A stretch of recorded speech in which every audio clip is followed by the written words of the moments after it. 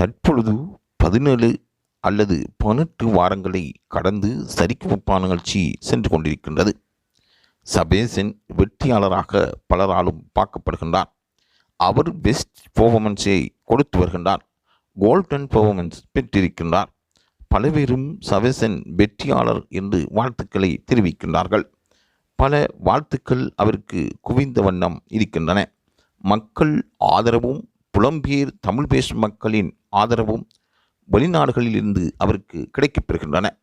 இலங்கையில் அவர் ஒரு சின்ன கிராமத்தில் பிறந்த ஒருவராக இருந்தாலும் தனது திறமை மீது நம்பிக்கை வைத்து இந்தியா சென்று சரிகமபா நிகழ்ச்சியில் கலந்து கொண்டிருக்கின்றார்.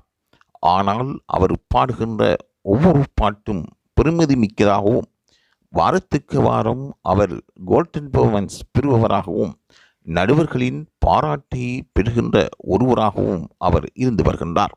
சரிகமபா நிகழ்ச்சியை பொறுத்தவரையில் வெற்றியாளர் யார் என்பதை தீர்மானிப்பது மிகவும் கஷ்டமான ஒரு நிலையை ஏற்படுத்தியிருப்பதாக நடுவர்கள் கூறுகின்றார்கள். ஏனென்றால் ஒவ்வொரு போட்டியாளர்களும் தங்கள் திறமைகளை நிரூபித்து கொண்டே வருகின்றார்கள். சரிகமபா நிகழ்ச்சியில் சபேசன் மாற்ற முடியாத ஒருவராகவும் வெற்றியாளராகவும் வருவார் என்றால் அதில் பலரும் நம்பிக்கையும் உறுதியும் கொண்டிருக்கின்றார்கள்.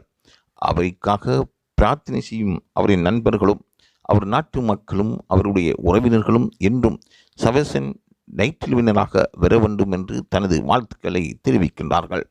தொடர்ந்தும் இது தொடர்பான செய்திகளை பெற்றுக்கொள்வதற்கு லைவ் தமிழ் செய்தியுடன் இணைந்திருங்கள்.